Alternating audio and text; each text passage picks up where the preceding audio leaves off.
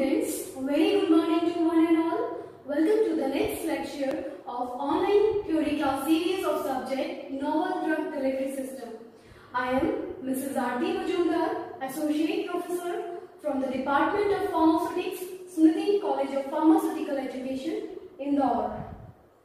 Dear students, in continuation of our discussion over implantable drug delivery system, so far we have well understood the concept of implants and various types of implants, what are the various desirable properties for an ideal implantable drug delivery system, what are the various advantages and limitations of implantable drug delivery system. We have also studied about the mechanism of drug release through these implantable drug delivery system.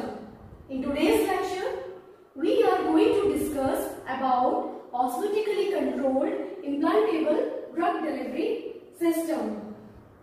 These osmotically controlled implantable drug delivery system, these devices utilizes the principle of osmotic pressure to release the drug at a constant zero order rate.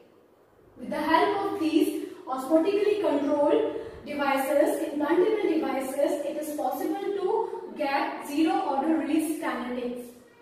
Apart from having various advantages such as improved patient compliance and decreased dosing frequency, the most important advantages of these osmotically controlled implantable drug delivery system is more consistent and prolonged therapeutic efficacy, and which result in uniform drug plasma concentrations without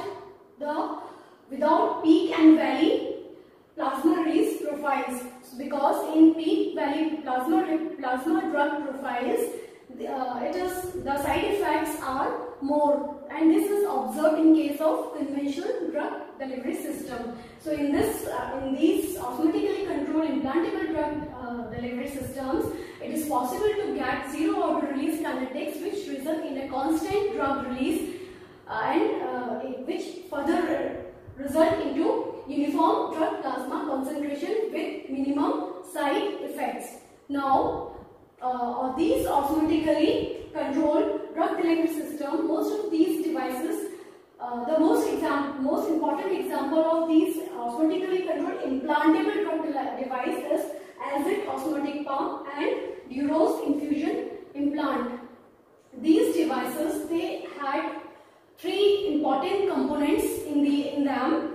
First of all, the most important component of these devices is the semi-permeable membrane.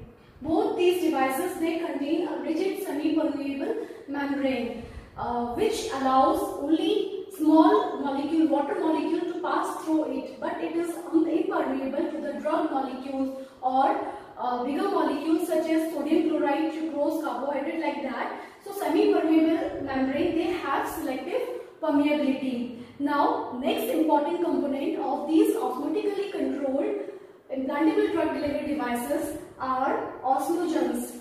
Osmogens or osmogens, these are substances such as inorganic salts or carbohydrate. These are substances which have high water solubility, and because of it they imbibe water from the surrounding into the device, which exerts or creates an osmotic pressure, which is the main driving force for releasing the drug through the delivery port. The third important component of these devices is the delivery orifice, which can be laser drilled. The dimension of this laser drilled orifice can be from 0.3 mm to 1 mm. Now, the most important example of semi-permeable substances which are used as semi-permeable membrane are cellulosic derivatives such as cellulose acetate, and also some other polymers such as agar acetate can be used as semi-permeable membrane. And the most important example of osmogens are water soluble substances such as sodium chloride, potassium chloride, potassium sulfate, then various carbohydrates such as sucrose, fructose, mannitol, dextrose. All these substances, they are freely soluble in water, and they get solubilized in water. They imbibe water into the device and exert osmotic pressure. Now let's discuss azide osmotic pump. These azide osmotic pump, these are miniature osmotically controlled implantable drug delivery devices used for the delivery of bioactives such as ionic drugs, proteins or peptides such as insulin, steroids and hormone. These drugs, they are released at a zero order release rate with the help of this azide pump. Now this azide pump, they are capsular in shape and are available in various sizes. They are available in various volume such as 100 microliter, 200 microliter and 2 milliliter volume of osmotic. These azide osmotic pump are available in these volumes, and they are implanted in the body for the delivery of drug from 1 week to 6 weeks. Now this azide osmotic pump, it is composed of 3 concentric layers. 3 sections are there in this azide osmotic pump. This outer section, it comprises of rigid semi-permeable membrane which can be made up of cellulose derivatives such as cellulose acetate. This is a rigid semi-permeable membrane. This is shape retaining rigid semi-permeable membrane. Next to this rigid semi-permeable membrane, this outer coating is of semi-permeable membrane. Next is the osmogen sleeve or osmogen section is there. In this section, dry osmogen, which may be sodium chloride or potassium chloride or mannitol or dextrose or any osmogen, they are filled in this section, in the second layer, in dry state. Then the innermost section, it comprises of a drug reservoir. This innermost section, it comprises of drug reservoir which is enclosed in an flexible impermeable reservoir wall. This wall is actually made up of flexible impermeable polymer. For example, polyester bag. So in this polyester bag, the drug solution is filled. Now this is the body of this osmotic pump. Here on this body, there is a flow modulator. This flow modulator has 2 parts: a removable cap and a rigid polymeric plug, which forms a seal between drug reservoir and the outer semi-permeable casing. Now, in this cap, this flow modulator, this is inserted in the body of this osmotic pump, and this flow modulator, it is having this removable cap and this tube. These both caps and tube, these are made up of stainless steel, and this flow modulator, it is inserted into the body of this osmotic pump. Now when this azide pump, they are implanted in the body subcutaneously. Now what happened from the biological environment, biological fluid, these osmogen, they imbibes water from the surrounding into the devices. From all over there, semi-permeable membrane is there. Semi-permeable membrane allows water molecule to come inside, to absorb inside. Now, because of this entering, this absorption of this water into this device, this second layer, which is osmogen sleeve, this sleeve start expanding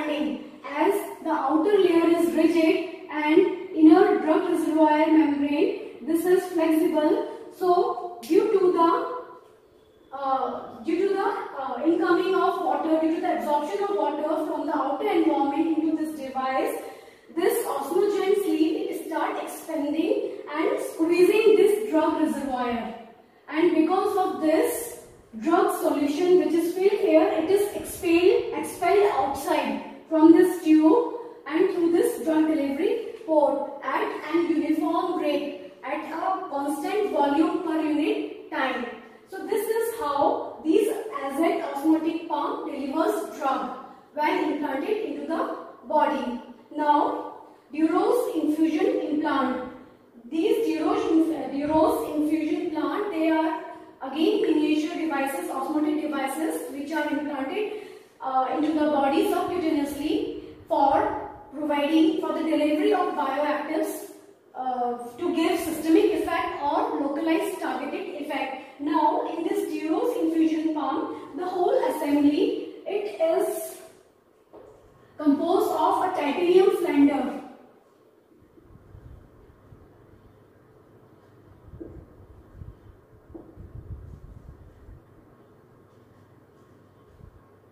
Now, in this titanium cylinder, there is some drug reservoir section is there, piston section is there, osmotic engine is there, and this titanium cylinder, which is rigid titanium, it is non-biodegradable, and both these devices, they have to be removed after after the therapy is completed. So both these devices, they are non-biodegradable devices, and they have to be retrieved from the body. Now, in this titanium cylinder, at one end, semi-permeable membrane, it is capped with a semi-permeable membrane, and on the another cap there is a flow regulator in which drug delivery port is situated. Now, when this Duros infusion plant, it is implanted into the body subcutaneously, it comes in contact with the body fluid, and the body fluid starts entering into this device from this semi-permeable, from the cap, from the end where semi-permeable membrane is mounted,